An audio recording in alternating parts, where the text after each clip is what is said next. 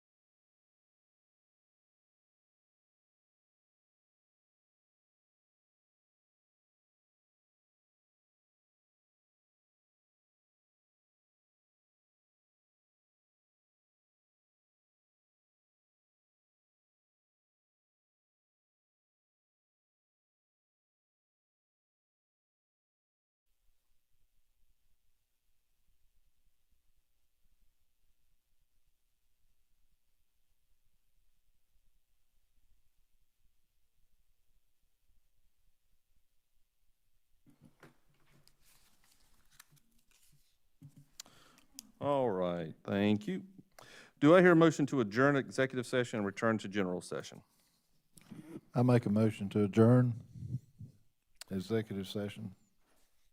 Do I have a second? Second. Any discussion? All in favor, please say aye. Aye. Any opposed? Motion carries. All right. Call to order a general session of this ad hoc committee. We will resume general session. The district is in compliance with South Carolina Freedom of Information Act by notifying the media of the date, time, and place of the meeting. The district tapes the meeting for accuracy in preparing the minutes. Committee, you have been provided a copy of the agenda. Do I hear a motion to approve the agenda as presented? I make a motion that we approve the agenda as presented. Do I have a second? Second. Any discussion? All in favor, please say aye. Aye. Any opposed? Motion carries. Committee members, you have received the minutes of the October 5th ad hoc committee meeting. Other than corrections that have been received and made, are there any other corrections? Hearing none, the minutes will be accepted as presented. In conclusion of the executive session, do I hear a motion for any action to be taken out of executive session? I move that we accept option A from executive session. Okay, so that is a motion to accept option A from executive session upon review of contractual services to assist with policy revisions. Do I have a second? I second that. Any discussion? All in favor, please say aye. Aye. Any opposed? Motion carries. All right. Committee, you have been provided a copy of the ad hoc policy groupings, and so we will have discussion about that. To give you some background, and to Dr. Little's point, exceptional thanks goes to Ms. Halliday for putting this together for us. This came out of some discussion about really what is the scope of what we are doing. And really it comes down to basically three questions. Who we are as a board, what we do as a board, and how we go about doing it. And really, when we boil the ocean, that's kind of what we're left with. And obviously there are some miscellaneous things that will occur. But as we look through the policies, these groupings seem to fit well within each of those identified policy groupings and really sort of gets at answering those questions. So as you see, this is not something we have to take action on, but merely more of just a roadmap for how things will look over the course of the lifetime of this committee. Just because it's in one column does not mean it's going to be taken down all at one time. So it would be taken down in parts and pieces that would make the most sense by the way that the policies are written and just the general agreement or disagreement within the policies themselves. So what kind of questions, comments, what do we have regarding just our policy roadmap and groupings?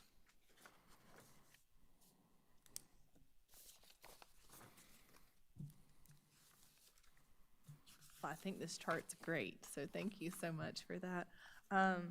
So I know today on the agenda, we're starting under the who we are column. We've kind of got 4 of them chunked together. Are you thinking more of like what we think would be a good plan? What's actually attainable in one of these meetings? Right. I mean, I think chunking 4 together like we did is great. So there's 8 under the who we are, I think. No, just kidding. There's 10. Yep. And some of them are smaller Right. in scope, and you know, obviously our legal status, there's And probably not a whole lot for us to do there. right. and that reminds me, we've talked about combining some Correct. as well, like board member conduct. Yeah. And there are some that could be mushed together. Yes, and this will come out of some of the discussions we have with legal counsel regarding those that need to be standalones versus those that can be combined with others. And so there's some things we can legally do and some things that we need to obviously seek advice for, so. I think it's a great outline and a plan of action. Mr. Oswald, any questions, concerns, anything? No, I think I'm good. Very good. All right, so, moving on to our discussion of the individual board policies. We're looking at BA, BAA, BB, and BBA. And so, as you've reviewed these policies prior to now, I guess we will start with BA, Board Operational Goals. And just begin, again, this is designed to be more of a cursory overview as we work through council regarding the actual language within the policies that will come at the next meeting. But this is more of just providing any input that you have regarding these four policies, any questions you've had, concerns, anything like that. So this is just a chance for us to discuss these. So I will open it up for BA, Board Operational Goals. So when we list a policy, how detailed should we be in it, in the sense of we list all of these things that the board is committed to do, and the board assumes this, and it talks about the board action for things, the board's goals are this. Do we follow that up with how then we will do that? Or does that make sense? Like,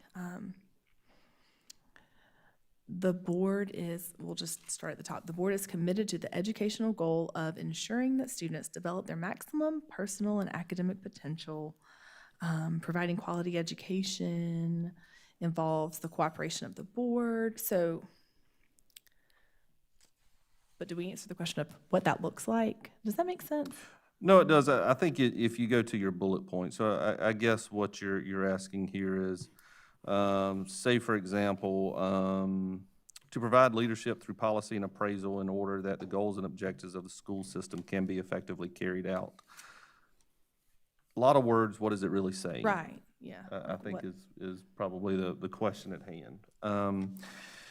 And so as we look at that, I think we have to think through those things that that really require more explanation, and those that can be left, I don't ever want to use the word vague, but those that can be left a little more open-ended. Because it's hard to do, like, for example, to commission the superintendent to manage the school system in accordance with board policy. Well, obviously, I don't think we need an administrative rule for something like that. But some of the other things, you do begin to wonder, well, how does it actually truly play out? Right, like partnering with the community. So,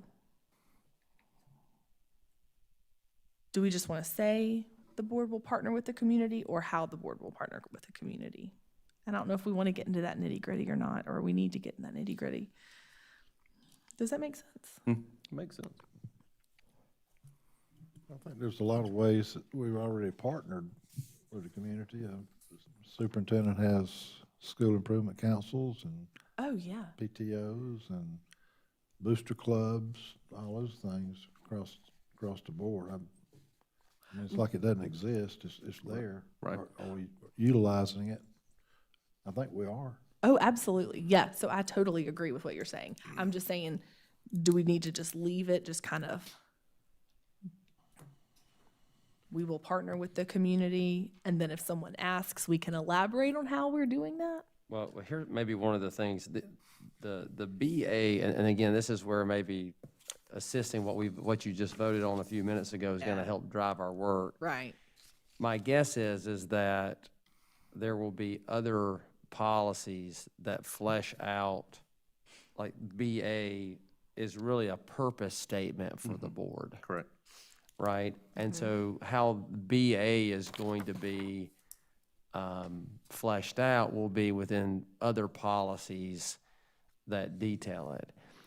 When you think of policy language, I think what Dr. Guyton had, I don't know if it was just a few moments ago or just our conversations, policy language really alternates between very super specific and then language that allows you, flexibility may not be the right word, but you want to, because like, for example. Room for interpretation. Well, policy can't possibly take every possible scenario and try to flesh it out, like whatever it is.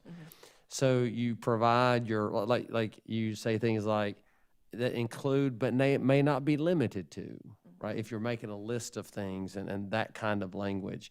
Because what you don't want to have happen is your policy then back into a corner and you can't respond to something that desperately needs to be responded to because your policy was worded in a way that you can't respond to it or something. I'm using that as a small example. So my guess is that like a policy BA, to go back to your original point, policy BA is probably intended to be more broad, and then other policies really flesh out where those bullets are. And I think that's then when you can come back and say, hey, we really haven't fleshed out what this means. Then you have that kind of conversation. So, quick question, Tracy. So, you've in the past given us what has been presented as model policy. These four that you've given us, are they what's considered model policy? Those are based on policy. So that policy in particular, and I believe the other three were revised in 2017. And I believe they were based on model policy at the time. So they're three years old, three-ish years old. Right. And so when we get further policy or a prototype of it, it may have some updates. There may not be many updates to that or additions from the model policy. So that's another good thing that we should probably think about is the date of a lot of these policies. So some of them that are more recent, some of you may have even been a part of. Yeah, so 2017 feels like 3 decades ago, pre-pandemic. I think we all fondly remember those days. And honestly, too, just even having gone through the pandemic experience, even something in 2017, we may have learned some new things, having now gone through a pandemic, as to what changes or other considerations that we need to have into play with regard to our policies. So I think there's I think there's a lot of utility in even looking at those policies, which of course we are. To dovetail on what Dr. Little was talking about, if we look at policy BA, board operational goals, and we look at policy BBA, board powers and duties, there seems to be a lot of overlap between these two. I think these are basically the statements that say, these are the goals of our board, and this is the way in which we're going to go about it according to the South Carolina Constitution, and the way that we're going to operate. I don't know if it necessarily implies rank when that happens. I think as a board, that's one of those, and I kind of like the fact that we're going through this board self-evaluation coming up. It seems to dovetail in very nicely with our timing of reviewing this. And so it sort of forces us to sort of take an introspective look and say, really, where should we be ranking the priority of what we're doing? And let's be honest, from a quasi-judicial perspective, fortunately, we don't encounter a lot of those things. We're more so looking at things from the financial resources, the staffing, policymaking. In a lot of the text I've been reading, it is talked about the history of boards and how it seems to have boards have gotten a little bit away from the legislative policy-making side of things, when it should be, a lot of what we do, which it is. It is. But it's one of those things that make sure that boards stay within their lane of governance. And I think that's an important thing for us, is to keep in mind what is our lane to operate within.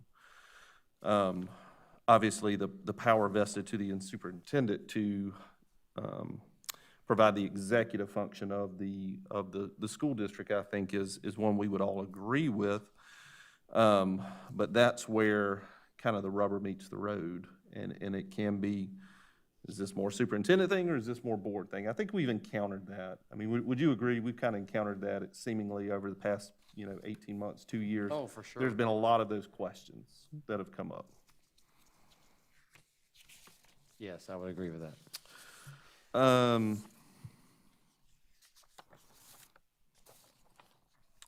What other questions, comments? What do we have? Anything specific to BA? I think, back to the original question, I think this is the overarching statement of what we're looking to do as a board. Yeah, I kind of liked, one of you said the purpose statement for the board. I like I that. think Dr. Lewis said that, yeah. And so obviously, we'll see what comes back in terms of recommendations regarding any text changes to this, as well as, again, flesh out, as we look at each of these individual bullet points, do these make sense for Lexington School District One? And then keep that in mind with your board powers and duties policy, BBA. I think there's probably some more questions to be answered there as well. Legal status, I'm not sure there's much for us to do here other than coming into align with any updated Attorney General's opinions or any other resolutions for which we may not be aware. We'll get more delineation of that moving forward. But certainly, I'll throw it out there if anybody's got any questions, concerns about policy BB.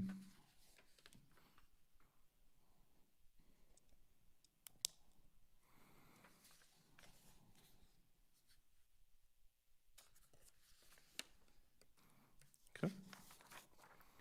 I will ask this one question. This is one I've been tossing around. It says the board is responsible to the community it serves and represents. Therefore, it is the duty of the board to carry out the will of the community in matters of public education within the boundaries set by the laws and regulations of the state of South Carolina and Lexington County. And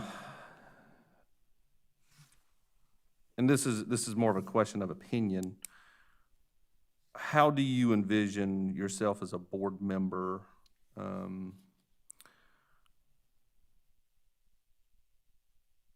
in terms of representation?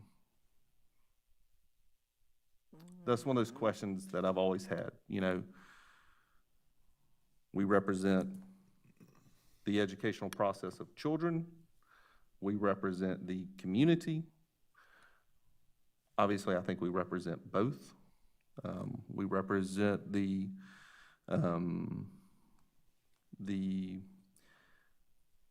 more executive side, I guess, of the office of the superintendent. Where do we stand in terms of who we represent? Well, that's kind of a common sense area that, are we representing the vast majority? Or are we representing the 2% that's in our face at the moment? And I think we have to stay in communication and keep a thumb on our community as a whole, as a general, that we are representing the majority of folks. And we're representing what's best for students and staff. And I think when that fails, when we're not, I think we hear that loud and clear. Mhm. So, but it's kind of a touchy area, you know, who do we represent, how we represent. I think we have to be sure as a board member we're representing the majority of our constituents. Yeah, I've been, as I was reading through some of those articles, I was kind of struck about this sort of common theme that obviously we encounter our circle of influence within the community. And sometimes they may have a question or a concern or something like that, and they expect it to be addressed by us.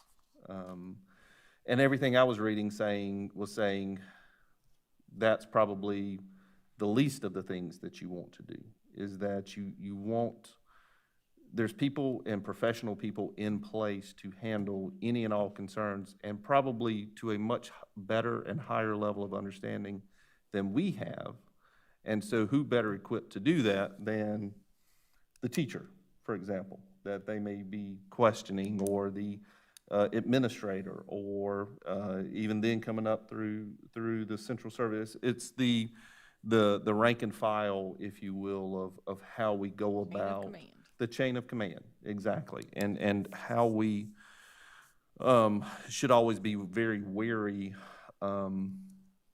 of the chain of command. And I think that can sometimes be that can be confused with not representing the community. Because we don't actually end up with any action on it. We might redirect them to say, hey, talk to the teacher, the principal, the secondary schools director, whoever it might be,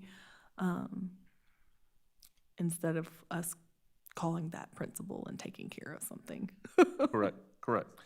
And I that's something I agree with. But Go ahead. I think the tough part with that is, and I do believe in the chain of command. I think the tough part of that is that we are easily accessible to them. Correct. And they elected us. And so I think that's why their gut reaction is, oh, look, I'm in Target. There's Kathy. Let me tell her what I was thinking about or what happened. Or, ooh, we're at church on Sunday morning. I need to tell you about something that's going on at this school. Can you look into that for me? And so I think we're easily accessible to them. How have you seen that successfully play out? Yeah, I think that's one of the areas where, especially in a school district this large, you know, I've had the privilege to work in both a small district as well as a large district. And I think what you find is that when you push it to the level at which it can be most quickly addressed, that the problem actually gets resolved much faster, because I'm sending you to the source. Mm-hmm. So if somebody calls my office for maybe I've got a complaint about whatever it is, well, have you spoken to the teacher? Well, then yes or no there. Well, have you spoken to the principal? Yes or no there. And more times than not, in fact, I would say the vast majority of times, the issues get resolved once you put them in touch with the right person. And I think it's important to respect the professionalism of our staff, to allow them to work with that parent or to work with that child or to work with that community member, depending on what it is, to resolve whatever issue that they've been, whatever is facing. Because we have again, I don't have to tell you all this, but we have incredible teachers and incredible administrators, and some of the best leaders you'll find in the state across the board. And I've found, in the 5.5 years that I've worked here, just every day I'm blown away by their level of expertise. And so I think it's important that you allow them to do that. I think in situations where you don't allow them to do that, you actually create an unhealthy culture, because what you're signifying and communicating to those people is, we don't trust you to handle it. And then when you don't trust them to handle it, you run the risk of those people backing away from the responsibility to actually address the issues. And then they more than likely turn it around to you and say, well, you fixed it last time. Let's go in, I can't do it. Dr. Guyton's gonna have to fix that. So I think I think a healthy culture encourages staff members and leaders to work with the community or to solve whatever issues or challenges that they're facing. I think I don't know if that's exactly what you were kind of describing there, but if you're not careful, the flip side of that is you actually you think you're helping. So I guess they talk about the road to a very hot place is paved with good intentions. You think you're helping, but what you're doing on the back end of it is that you're not actually helping. You're hindering operations, and you could be creating a toxic culture. So our policy states the board is responsible, as Dr. Guyton was saying, to the community it serves and represents. It's the duty of the board to carry out the will of the community in matters of public education within the boundaries set by law and regulations, on and on. So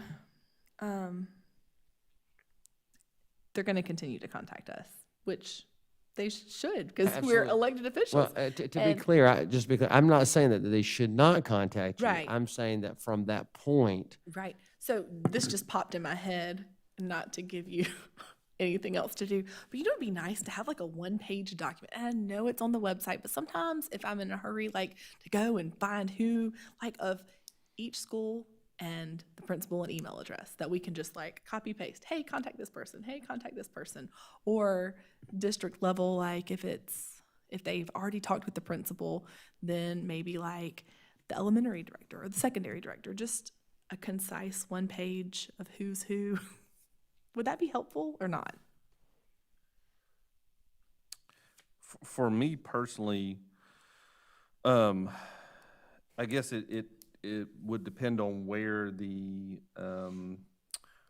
conversation would take me. I'm always wary of reaching out to any employee. No, not for us. Right. No, not Yeah. for us. But if In general for the little community. Susie's mom Yep. says something and they go to, I'll use Meadow Glen because that's where my kids go, and they go to Meadow Glen, Mm-hmm. then say, hey, have you talked to the principal? And they say no. And I say, oh, here's Dr. Kuhn's email address. Yeah, I think anytime you can streamline the level of communication, it always behooves us to do so. I'm always struck by board members thankfully are probably the worst politicians in history because we truly don't make decisions based off of votes.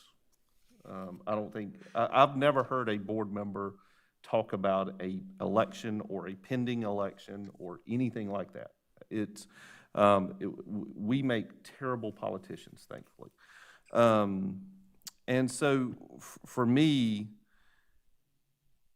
if somebody were to come to me from the community that elected me and they have an issue within the school, the easy thing and the vote-getting thing would be to go fix their problem. Right. The thing that may have to play out more because of the process and the way in which people are informed and understand given situations, it's better for me to say, have you spoken with the teacher about this? Yes, I have. Okay. Have you spoken with the school administrator about this? Yes, I have. Okay.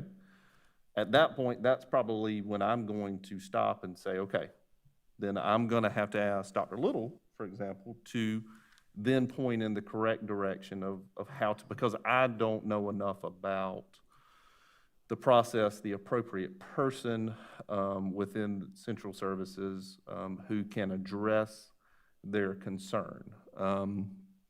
And that's not a vote-getting thing to do, because if I have a problem, I'm going to want to go to the person who's going to fix it the quickest. That's the person who gets my vote in the future.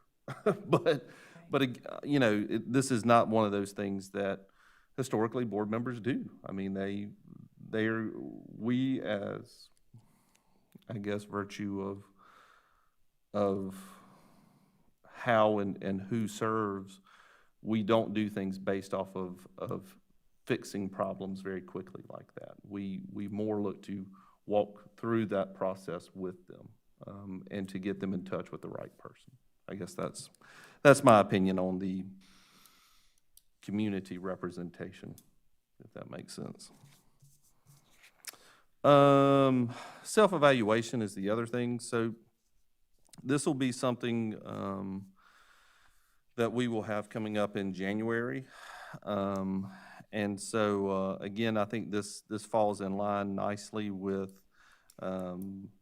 looking and walking through this process. I think as a committee, we should write down any questions we have as to how this is actually implemented, and what that looks like. Is there, and maybe Dr. Lowell, how this process will sort of flesh out moving forward as we come up till January. I don't know if there's anything to share at that point. I think we will be consulting with a group to come in and help participate with that. Is that correct? It is. December's a strange month just because it's a short month for us, being December, is it the 17th or 18th? Our office is closed for the holidays. I believe we probably could get a meeting in before December. Of course, I'll ask Ms. Halliday to work miracles there. We'll sort of see how it depends upon the turnaround based on where we're at now. Mm-hmm. But if we can get a meeting in December, or I don't think we'll have room in November, but if we get a meeting in December, then what we could do is we probably could begin the process at the December board meeting, at the latest, the January board meeting, and then I think we would be off and running. I think it's going to take this group, this is our second meeting. We actually haven't voted on an actual policy yet, but I think once we get into policy revision, I suspect it will go pretty smoothly from this point on. I would agree. So, with the self-evaluation, the piece that you were asking about, Anne-Marie and I went to what was that training we went to called?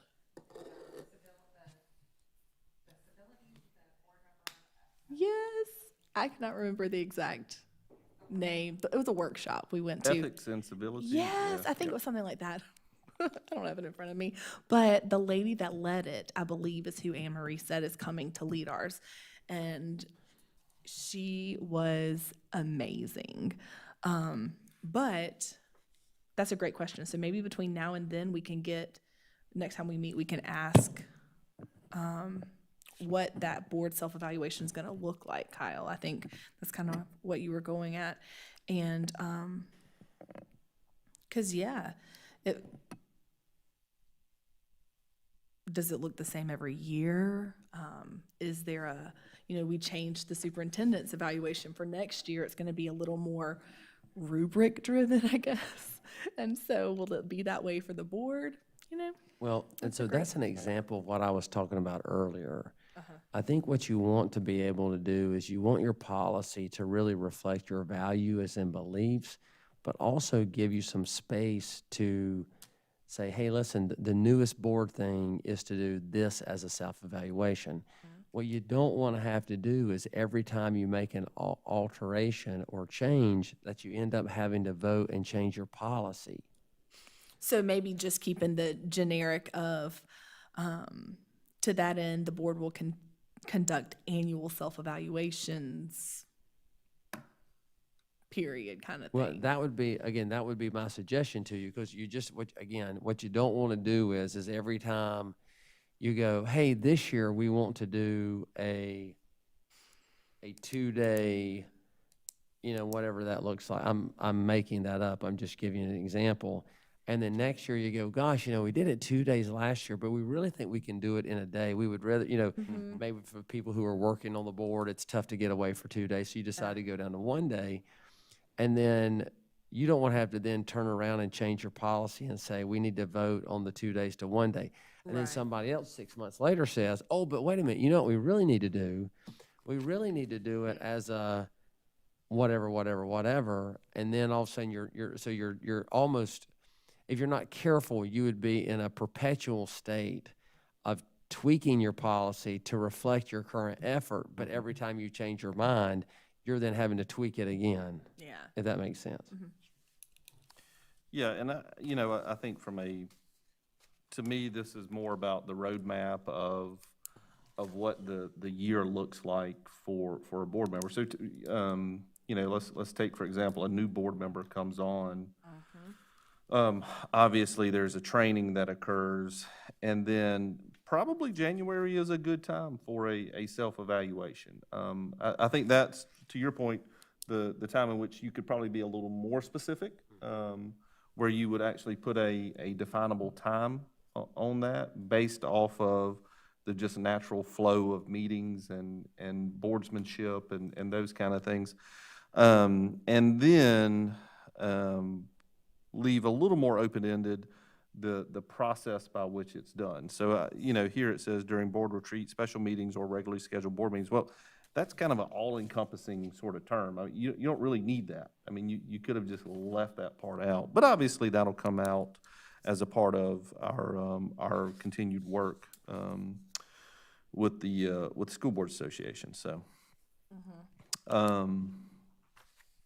any other questions, concerns regarding these 4 policies? And again, this is just a primer to kind of get us started.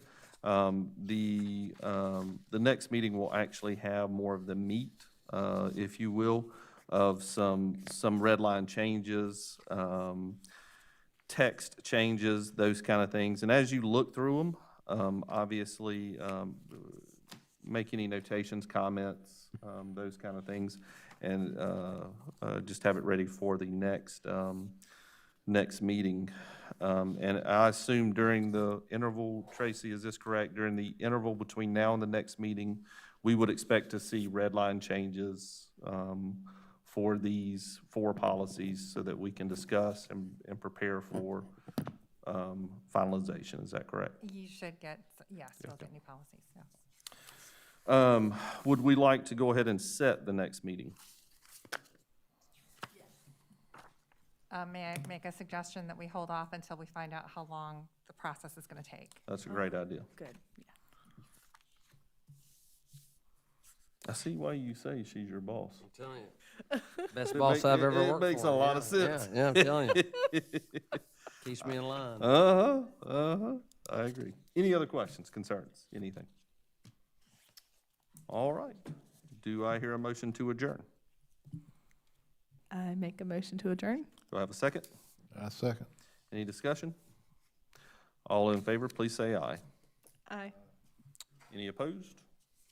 Motion carries. See you next time.